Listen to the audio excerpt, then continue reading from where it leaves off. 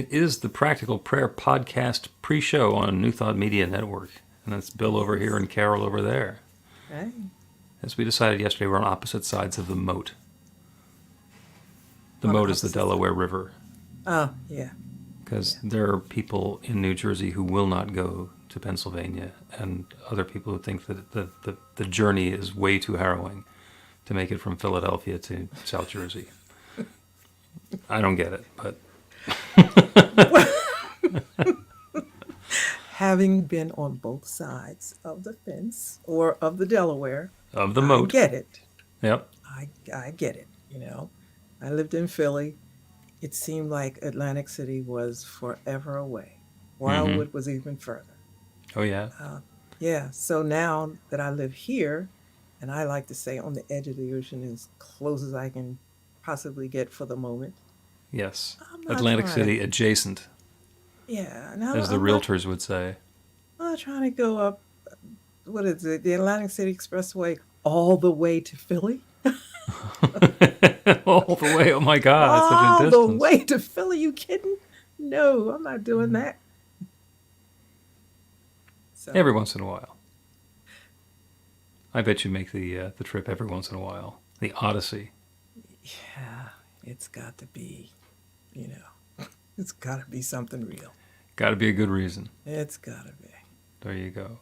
So anyway, this is the pre-show for the Practical Prayer Podcast. We're going to start recording the weekly podcast in a few minutes, but just wanted to say hey to everybody who is watching on Facebook and YouTube and the other streams and the recordings, because this lives forever on the interwebs.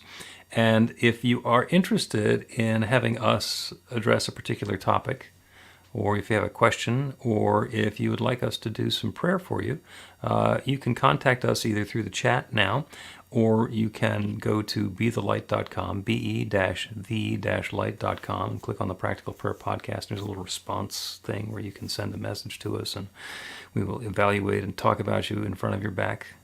Because, well, it won't be behind your back. You just won't be able to say anything while we're doing it. And then we'll be able to craft a fascinating topic for the podcast, like the one that Carol has for this week, which I'm really looking forward to. Are you? Oh, Jesus. I always have a difficult time trying to figure out which one to pick, because stuff comes to me, all week. Just all the time. Do you jot them down like on index cards and just pick one at random? I put them in my phone. Okay. And then sometimes I'll say, okay, so which one of you want to talk? Which one of you want to be unraveled this week? That way it's not me. Then we talk about that. Yeah. Okay, that works. That works for me. I had a fun experience yesterday. You've heard about ChatGPT, the artificial intelligence bot that you just ask a question or give it a prompt and it will tell you. Yeah.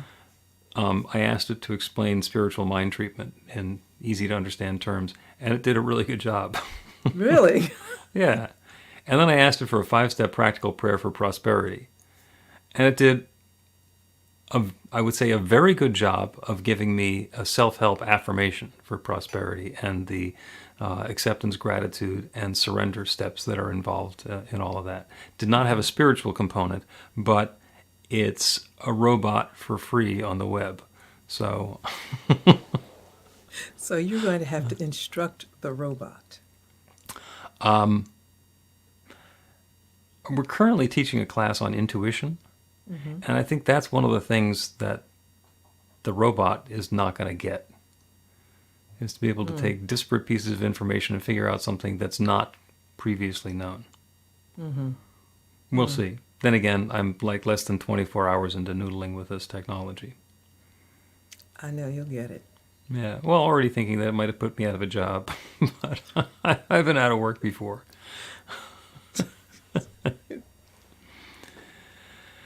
Shall we start the podcast? Let's go. All right, we'll click the button and away we go. A practical prayer is a prayer that works. These discussions between Reverend Bill Marchiony and Carol Lawrence dive into the details of how it works and how to work it. Reverend Bill is a New Thought minister and the author of Practical Prayer for Real Results. Your new life begins with a new thought. Carol Lawrence is on a spiritual quest, finding the New Thought teaching after decades on the pulpit in 3 different traditional denominations. I've got some questions. Together, they're exploring the philosophy and activities that come together from many of the world's religions to create the practical spirituality that is New Thought.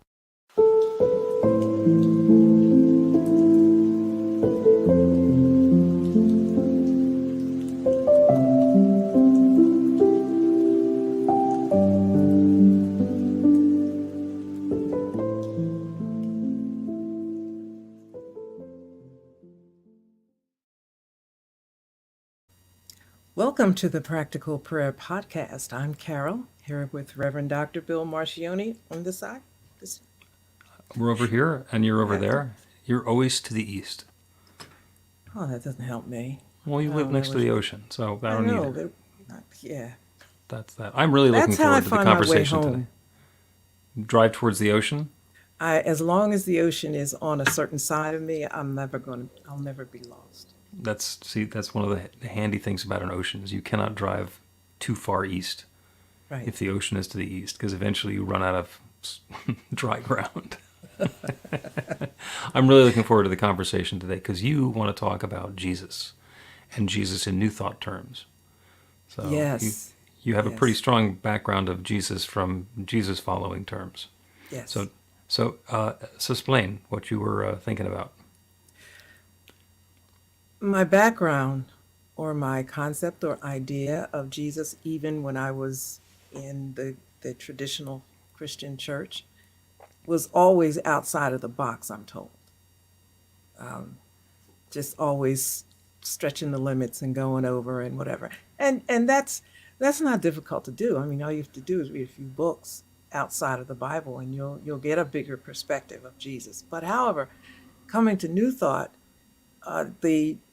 the perception of Jesus is even more amazing. It's more multifaceted, and it has become delightful. It depends on who you're talking to, by the way. Mm-hmm. So, also, I had mentioned to you that there are so many different New Thought in Christian terms would say denominations and little branches that we have.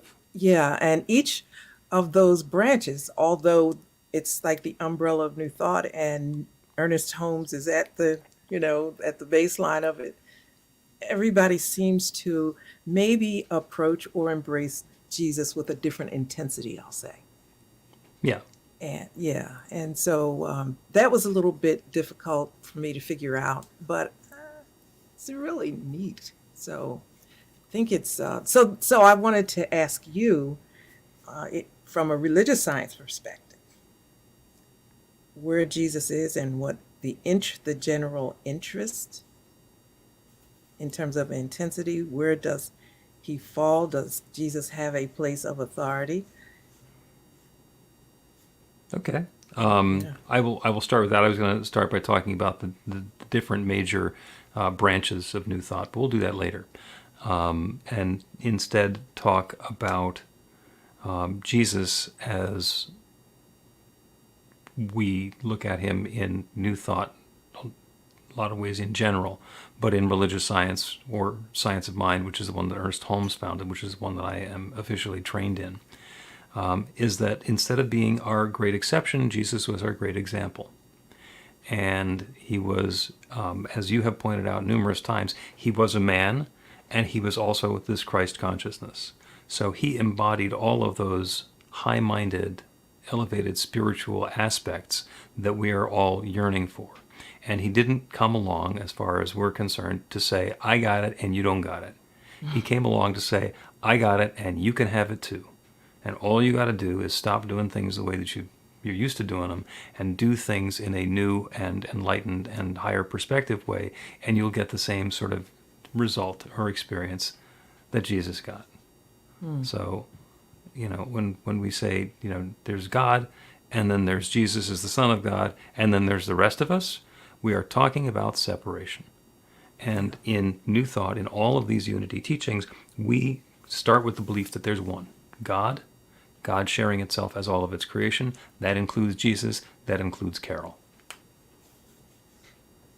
when I first, and I'm going to say stumbled upon Ernest Holmes, because that's pretty much how it was with me. And to stumble upon Ernest Holmes with the textbook that is Hmm. only this thick.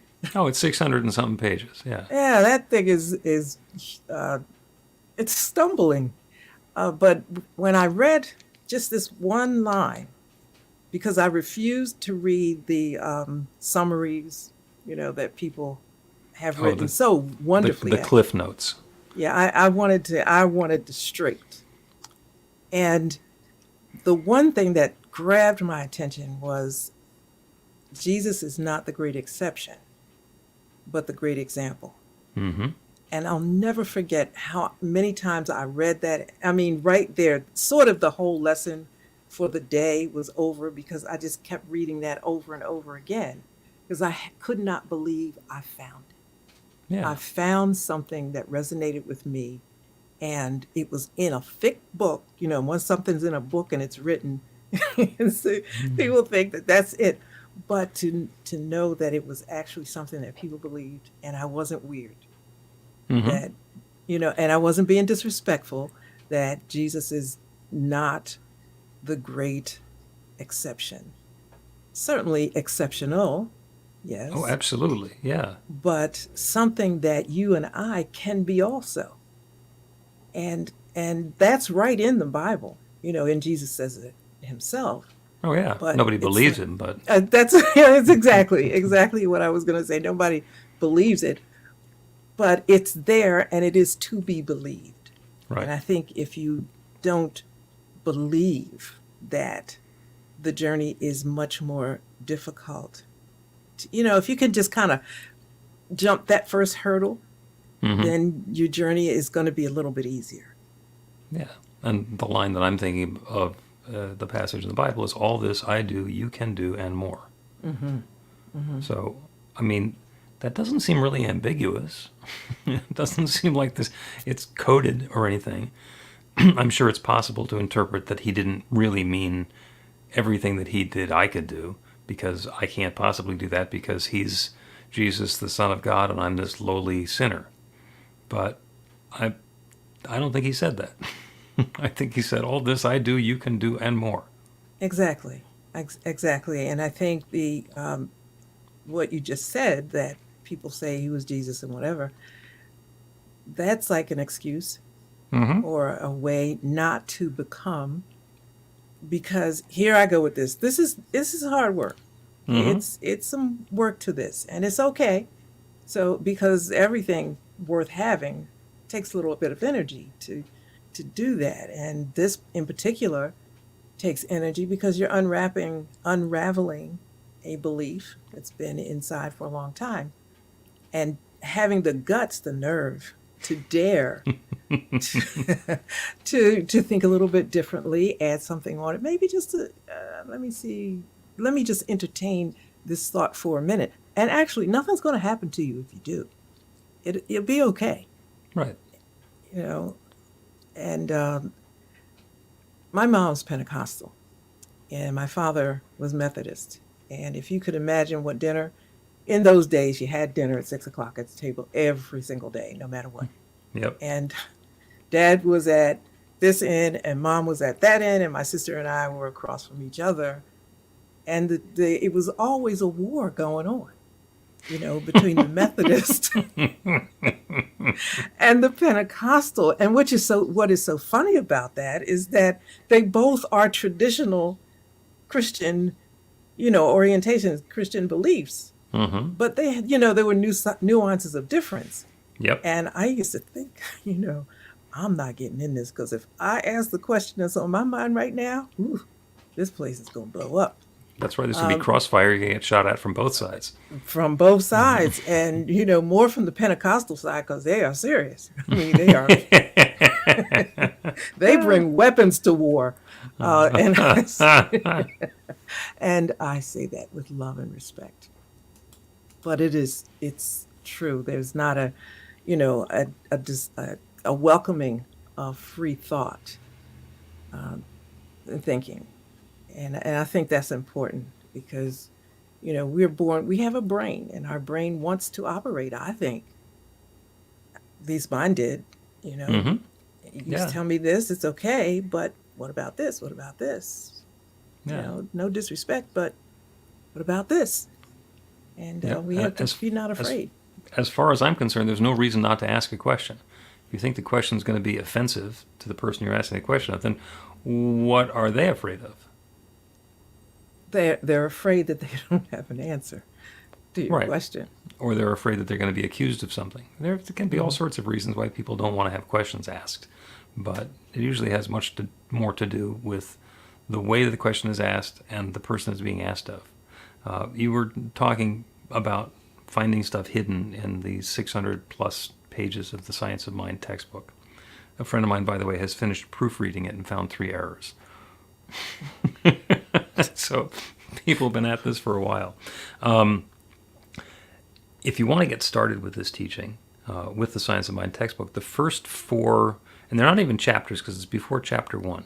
So they're 4 little pieces. It's the thing itself, how it works, how to work it, and one other. And it's the first 50, 60, 70 pages, and it summarizes everything that's in the book. The rest of it dives into greater detail on that. So if you get that 600-700 page book and you don't want to read the whole thing, just read the first 4 sections of it, which I've referred to as the Gospels of Ernest Holmes. And it lays out the teaching in a pretty succinct and clear manner, including page 52, which is my favorite in the whole book, which I'm not going to get into now. Ernest Holmes wrote a lot of books, so there are some that are just delightful, easy reads, like this thing called You.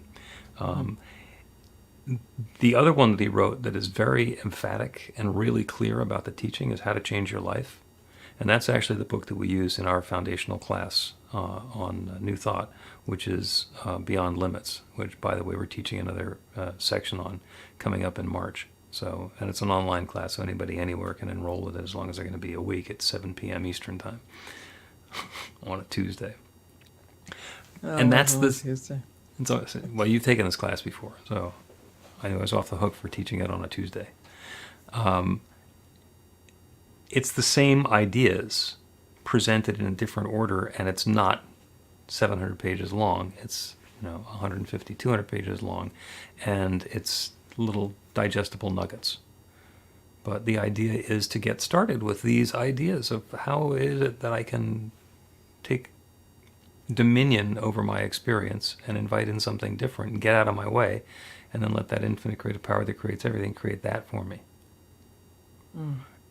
And that's what Jesus was teaching us how to do.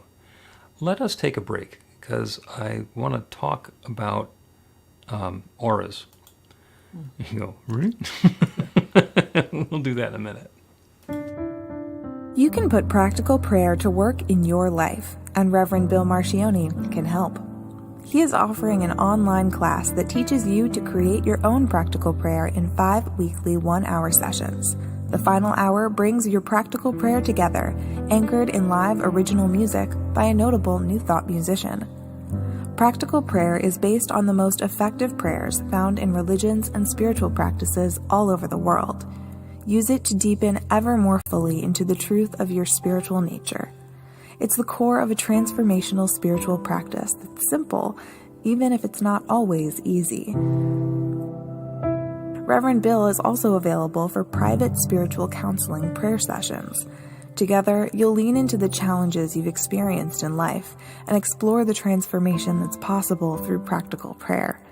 You'll uncover old, hidden beliefs and uproot them to make way for the life of your dreams. Everything you need to know is on the website at b-v-light.com. That's b-v-light.com.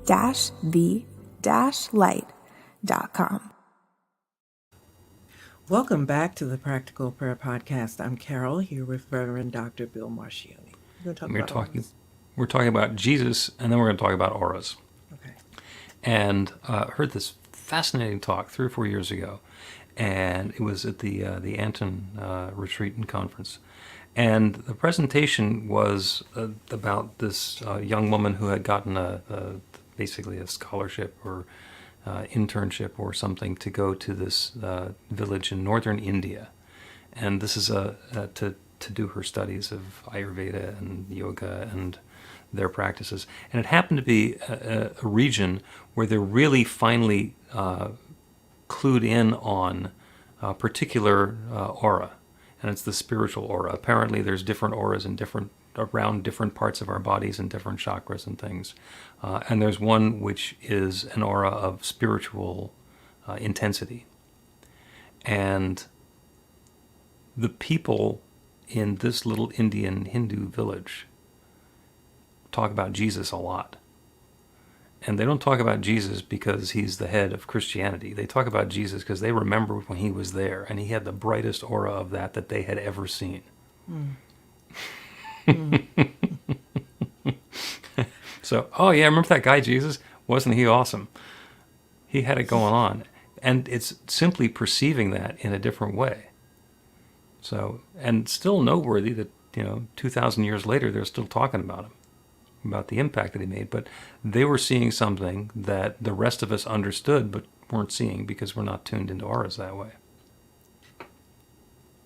I'm glad you mentioned that, because one of the other things that I found really fascinating with New Thought was it just readings opened me up to how other people, other religions see Jesus. Mm-hmm. And of course, as a Christian and as a pastor, you certainly don't unravel anything else or bring anything else, any other religion into the pulpit or your Bible study. But it was completely fascinating to me how other religions looked at Jesus with such great respect. Mm-hmm. And contrasting that, how Christians look at other religious icons, or I call them avatars. Mm-hmm. And I just think that if it's about love and honor and respect, then you show that for the other avatars if it's not yours, even if it's not yours. Because, I mean, God is really broad and multifaceted and in so many dimensions. How could we just think that, just put God in a box and say, God only said it this way and this is the only right way to see it? Mm-hmm. I think it's lovely, and it sounds like a very soft way to put it, but that's, to me, that's powerful. It's lovely to see how God uses every religion to say, this is a way to me, and everybody's cultural experience, religious experience is real and powerful and leading to this one God. Mm-hmm. And to just, and that encouraged me to look at other religions and see how they see God and their path.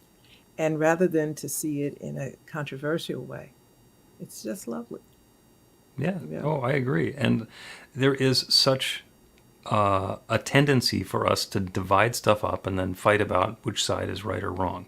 Mm-hmm. I mean, you were talking about the crossfire that you got between the Pentecostal and the Methodist while you were growing up. And the Sunnis and the Shiites are arguing basically about who the lineage of their prophet is. And the difference between Judaism and Christianity is that Judaism believes that the Messiah is coming, and Christianity believes that he already came. And there's a little bit of evidence that Jesus really didn't think he was the Messiah, because he said, all this I do, you can do, and more. So he's paving the way for another Messiah, not him coming back, but another Messiah. So there's a lot of nuance in there. There's a lot of nuance, and as soon as we get in and start being able to see the difference, oh, well, this is me over here and that's you over there, and we believe something different, so let's argue about it. We've missed the point. Yeah. And when you look at the points that are being made, there's so much the same. Mm-hmm. I remember when I read the Tao Te Ching for the first time, I had never heard of it. Mm-hmm. And it said it was 81 verses. I said, okay, I can handle that. And so I downloaded it and I read it and I thought, well, look at this. there really isn't anything new here. It's nothing different. It may be said in a different way or, um, packaged differently in 81 verses. And of course, Hmm. there are interpretations of that, but basically, unchanged, that's pretty much what you've got. And I said, wait a minute, let's just put away this argument and see where we are saying the same thing. And it's really not a proof statement about who's right or wrong. It's just a place where we can be okay with each other.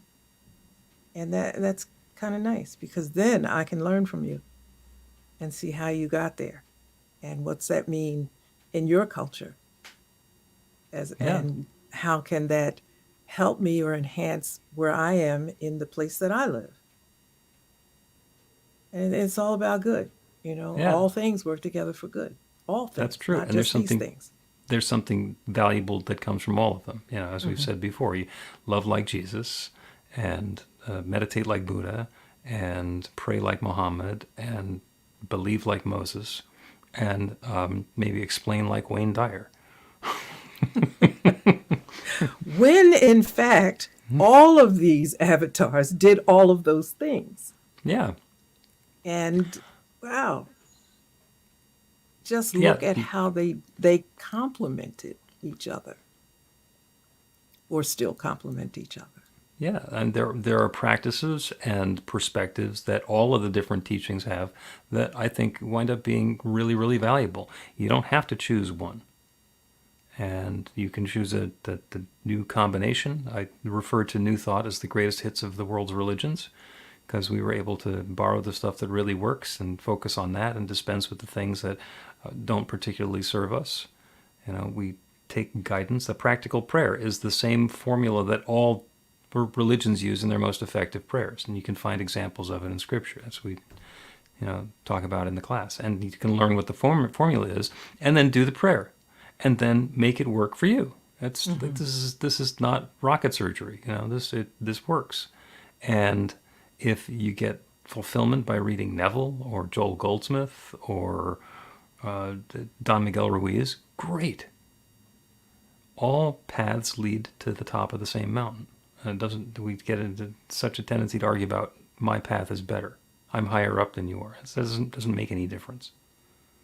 None. And there, although all paths lead up to the same mountain, and that's true, it's it's still harmonizing. Even the different paths are harmonizing. Hmm. And when I read the Four Agreements, that felt a little different at first because of Toltec. I Yeah. didn't understand that, but then I, took a little detour and and made myself a little bit familiar with that, and I said, "Oh, okay, I get this. All right, now let's go." Hmm. Uh, it doesn't take much. I think it takes the desire to want it to work or want to understand how God works. I like it that way because Ernest Holmes says, how it works. And when I saw the it, I thought, whoa, that is so like cool. It, okay, that makes sense for me. So when I read others, they're talking about how it works or how it, I thought we're talking about the same thing, and you might give me an edge that I didn't have over here, Hmm. and that's Yep. that's you know that's helpful to me because otherwise that's how you leave people at the margin, Right. and that we know is not good. Like I've been at the margin a lot, obviously, Mm-hmm. and so you want to find out if there really is a margin or it's created, and I found out it's created. Hmm. So once you get it that it's created, it's no more margin. Yep. And back to the key fundamental concept of New Thought is unity. There is one. That means that everything is part of that one. That means that there is no other. There is nothing that isn't God. It is all God's first-rate material, whether it's showing up as the Dalai Lama or as the homeless guy pushing the shopping cart. that is all just that divine presence revealed in its own way. And if we understand what would make this good and that bad, because we have the judgment that this is good and that's bad, and we can't see the fact that it's all God, then the problem is us. Mm-hmm. The problem is our inability to see the truth that's there. Now, it's hidden very, very cleverly. It can be disguised with great subtlety, but it's not because it's not true. It's just because we're not seeing it. And in many cases, very deliberately, depending on the motive of which is a whole nother thing, but it's worth paying attention to, because you have to take all the evidence to court. When you do that, you have to be willing to know what's going to come out of it. Freedom is coming out of it, and that's another can of worms. No, I don't want to say can of worms. That's another place to live, in the place of freedom. Can you imagine going to the supermarket and buying a can of worms? Anyway, I digress. Thanks a lot. There's a visual you didn't need. Let's take a break and then wrap up with a prayer to see the divinity in everything. Get inspiration in an instant. God calls are the gentle and uplifting moment of truth to help you remember that the bright light of God's love is shining right now as you. It's your God Call with Reverend Bill. Start your 2-week free trial today, and you'll get a phone call 4 times a week from Reverend Bill with an uplifting half-minute message filled with insight, wisdom, story, and fun. Let your light shine. You can answer the call to listen to it live or let it go to voicemail so you can hear it later. After the free trial, your subscription is just $5.95 a month. The details are at godcall.org. God calls are disruptive, intentionally. Whenever you write something, put on a gold star. They take you away from your routine to remind you about the truth of who you really are. They come at random times between 8:15 a.m. and 6 p.m., so you won't be expecting them. And somehow, the message is exactly what you need to hear at the time. Magic is loose in the world. It's a moment of motivation in the middle of your day. Find out more and start your 2-week free trial now at godcall.org. Welcome back to the Practical Prayer Podcast. I'm Carol, here with Reverend Dr. Bill Marchiony. We've been having a wonderful conversation about different religions, denominations, sects, and oh, Jesus. What about Jesus? Can I actually do what Jesus did? Because he said I could, and he must be right, but I haven't believed it up until now. All this I do, you can do, and more. Yeah. So if, in fact, this teaching is correct, and there is one creative power and presence, then we are able to fine-tune our awareness of that. And that is the prayer today. A deeper awareness of the divinity in everything. So we'll turn our attention away from the specifics and the details of our life, all the input that's coming in, because our senses tell us that we're separate. My senses tell me that I have this body of skin, and what's inside the skin is me, what's outside the skin is not me, that there's an other. And this teaching, this philosophy, this truth message is that there is one power and presence, one divine love. It is God, it is nature, it is spirit, it is source, it is whatever was here before all of the manifest creation was here. The quantum physicists tell us about the Big Bang. It was a singularity, an impossibly dense bit of matter and energy that has been exploding and expanding and unfolding and evolving and revealing itself. But it's all that one. It is all that one source, one energy, one love, one power and presence, unfolding and sharing itself in new ways. So knowing that that's true, I know that I am part of that. I am an individualized expression of the one. The one is not over there, separate from me, separate from any of us, and waiting to have an interaction with us. That one is sharing itself as us. And as we open to the awareness of that truth, that there is one, we are even more deeply aware, each of us individually and all of us together, of that divinity that shares itself as everything. We are even more deeply aware of our unity with each other, with all of creation. And in that experience of unity, we are connecting even more fully and deeply and richly with the potential, with the possibility, with the creativity, with the new experiences that are available. So with the awareness of that divinity within, we are able to channel that infinite creative power, that divine love, to create something new and wonderful for and through and in and as us. Good in all manner that we could describe is available to us right now. And so I claim it, showing up differently for each of us, channeling that inner divinity, that creative power, that presence, that love, to bring more of the good that we're seeking into our lives, knowing that it's showing up as health and vitality and wellness and comfort in our physical bodies, knowing it's showing up as prosperity and enoughness in being supplied with everything that we are requiring to live our lives in a peaceful and harmonious way. It's showing up as love, as deep, committed relationships, as friendships, as alliances, as wonderful relationships with colleagues and co-workers and folks in the neighborhood. It shows up as creativity in the ways that we're sharing ourselves with the world, the work that we're doing, the good that we're bringing into being.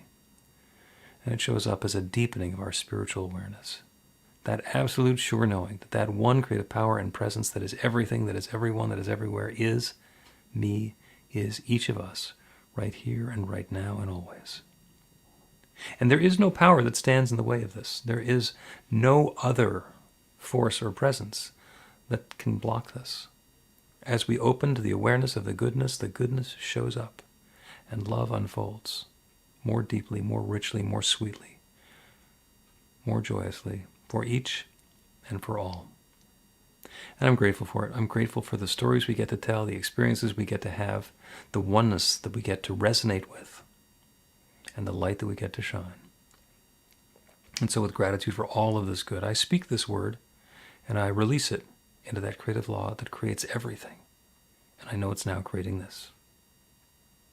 And so I let it be. And so it is. The Practical Prayer Podcast with Reverend Bill Marchiony and Carol Lawrence is a production of BeTheLight.com, be-the-light.com, where you can find more information about practical prayer for real results. Our theme is by Music of Wisdom. You can learn about the spiritual community of New Thought Philadelphia with daily guided meditations, Weekly celebrations of spirit, and Reverend Bill's classes in practical spirituality at newthoughtphilly.org.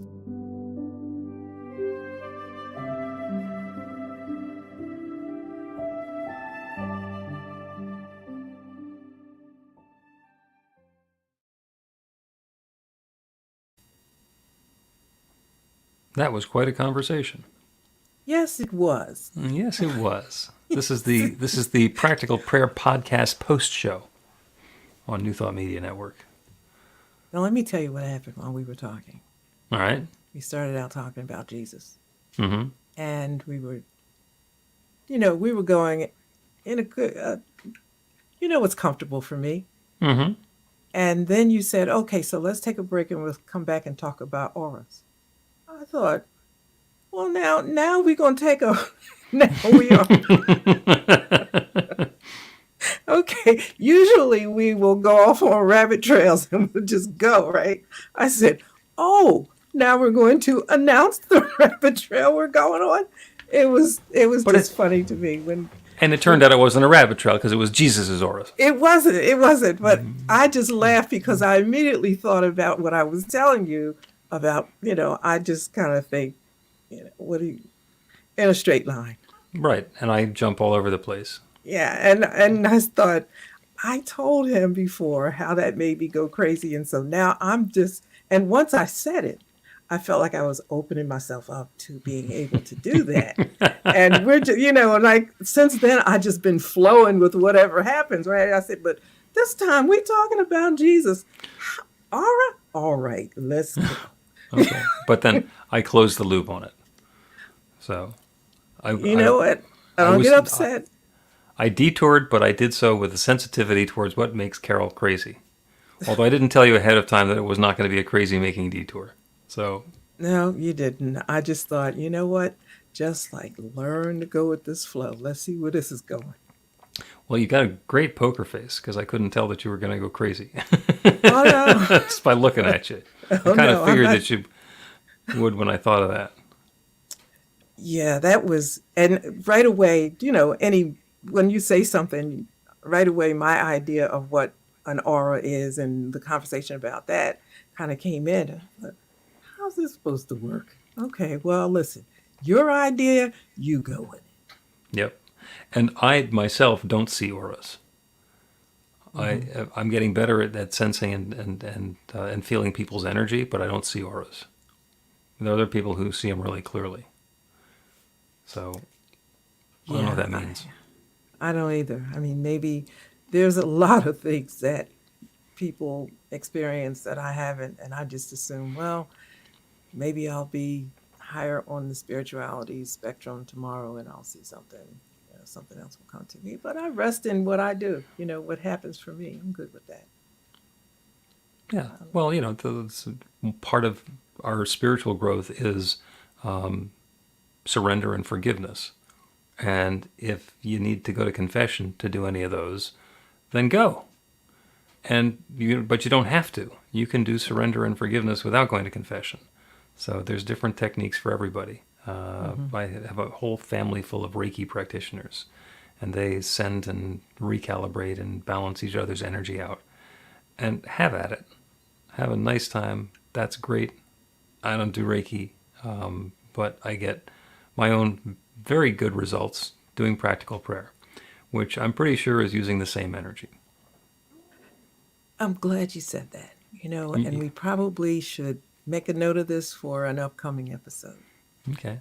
It's how God is working in you, Right. and you just stay with that or be okay with that. I don't think it's wrong to look at other things because I think you can probably, experience other things as well, but it's okay. Yeah. I don't know how to deal with the third eye thing that a lot of people understand, and they're talking about it, and then they're saying, you mean you don't know, and you mean you, and I'm thinking, okay, I used to try it. I said, well, maybe when I elevate to where you are, and I'm going to call you. I'll let you know. But You ready for the trick question? yeah, go ahead. Why do you think I think that Reiki and practical prayer are the same energy? Why? It's a trick question. There's only one. That makes it pretty easy. It's always the same answer. What? I'm going to start putting that on my little note board here. There's only one trick question. Just go there. Yep. Trick question. There's only one. But that is really extremely helpful, really, because it keeps you from feeling like maybe I'm not this and maybe I'm not. This is just your way to the one, or the one. No, let's flip it. This is how the one is expressing through you.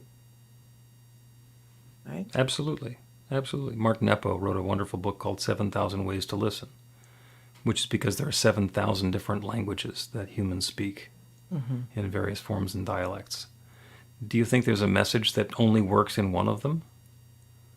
No, if it's an important message, you figure out how to say it in a different language. So I might not understand all 7,000, but I can get to the ideas. And that's what I was saying when I said that God is so multifaceted in so many dimensions. God can come through in just unimaginable, innumerable ways. And I'm just one of them. And I'm fascinated by the way God works with you, through practical prayer. I hear you, I understand it. There's another way that I am more versed and more verbal, easily verbal about. And that's cool. You know something. Oh, something. Know something. Well, let's wrap this one up on that high note, knowing that all this I do, you can do, and more. Yeah.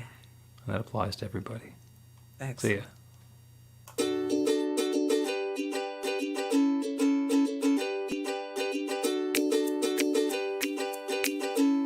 Thank you, Center for Spiritual Living Denver, for your continued support. Thank you Center for Spiritual Living Midtown Atlanta for your monthly contribution. Thank you Center for Spiritual Living North Jersey for your monthly contribution. And please help us welcome Om Center for Spiritual Living in La Mesa, California. Thank you for your monthly donation. Thank you Center for Spiritual Living Seattle for your most generous donation. And a special thanks to Hefferlin Foundation for your generous technology grant.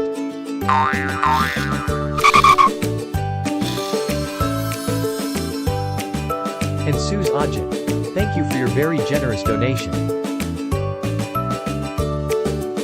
And a super special thank you to Dr. Tracy Brown, RSCP. Thanks for being a super donor. And a big shout out to all our committed donors.